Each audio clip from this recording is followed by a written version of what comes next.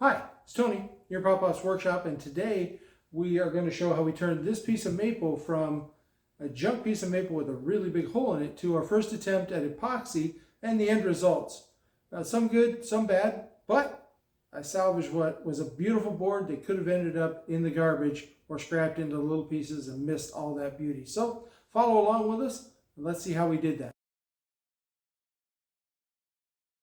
It's Tony, your Pop-Pop's Workshop, and we are trying our first little epoxy project. We picked up some of this Alumilite, 2 parts, equal parts A and B.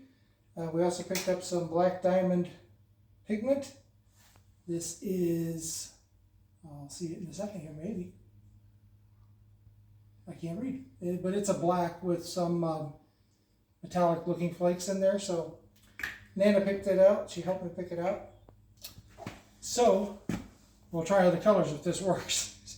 So, basically I'm going to mix this up. We're going to pour it in this void, which I prepared with some black CA glue. I just kind of brushed the black CA glue in there, ruined my, I'll just see and grab it. Black CA glue doesn't want to come out of there without breaking bristles, so my silly brush is gone. So I have to get something better. Maybe some of those flux brushes will work better. But so we're going to mix up. We're going to pour in here, and I'm just going to do it as a single pour and hope for the best. So here we go. All right. So got they send you 2 little cups there. So I'm just going to put a full cup of this and a full cup of this, and we'll start the mixing process, which they say mix thoroughly for 2 to 3 minutes. So. Okay, that's thicker than I expected. Until I'm a novice to epoxy.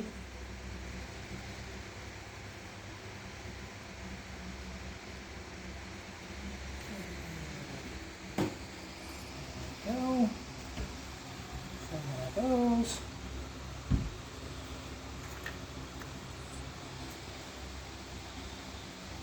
This one's a little thin. It must be the hard one.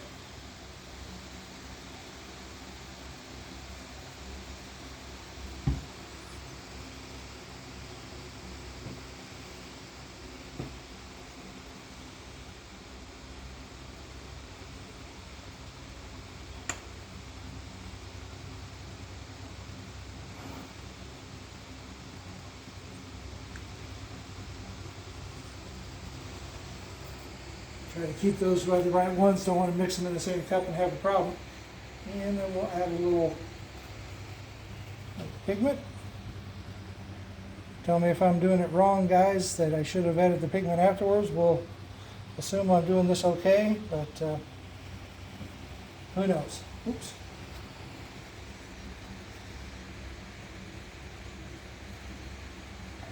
So, be back with you when I'm ready to pour.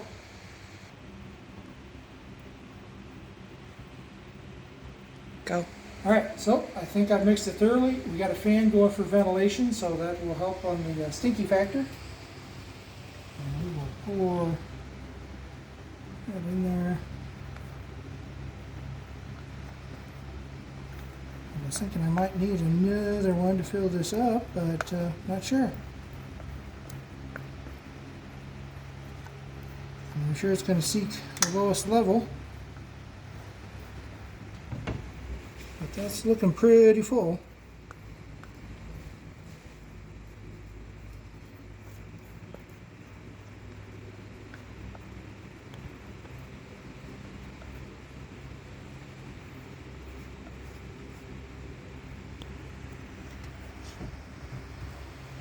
Move that around.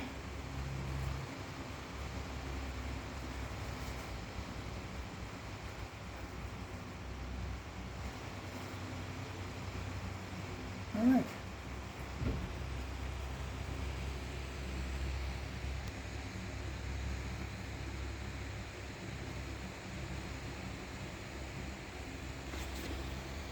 It's a little low, and what I may end up doing, I'm not sure how well it'll go, but I might try to mix a thin layer of just the CA or the CA glue, just the epoxy, and top it off with that and try to get some depth out of it.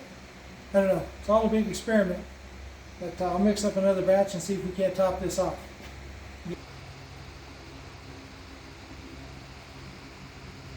All right, so I just took just the epoxy, a little bit more, and I'm putting it in this that's already done. Hope that doesn't mess it up, but to give it a little lighter color, and we'll top that full pour off with it, and tomorrow we'll tell whether this worked or completely failed. So we'll be back with you tomorrow to see how it turned out. Okay, it's been about 18-20 hours since we did the epoxy, and you notice I overfilled it, but we got a little divot because we got a little bit of leakage on the back. Not bad. I wasn't sure whether the packing tape was going to hold that in or whether it was going to be a big puddle on the countertop when I came out this morning. So it's not a puddle. I'm very happy with that. We will be probably running this through the planer and then seeing, you know, where we're at as far as any low spots.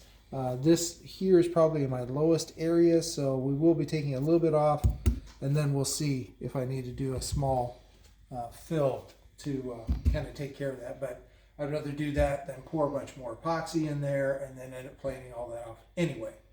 So that's where we're at this morning with this, and when we come back to you, we'll be showing you the end product.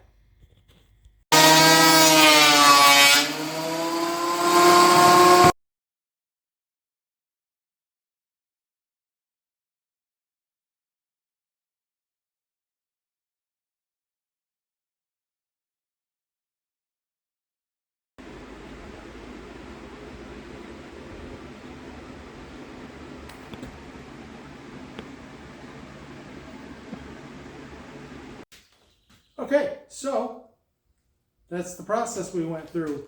I'm sure you could leave some comments and tell me what you think I did wrong or what I could adjust.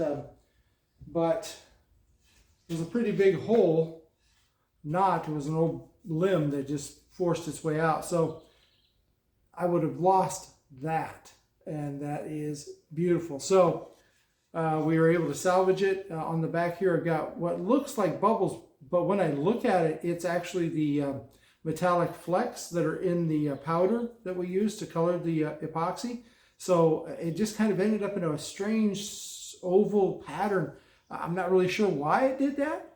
So maybe some of you guys that are more experienced in epoxy can tell me, did I do something wrong? How did I end up with that? I'm not dissatisfied with it, but it's interesting. And even on the other side where it's a smaller area, it's still along the edge, it's kind of an oval pattern. So I don't know.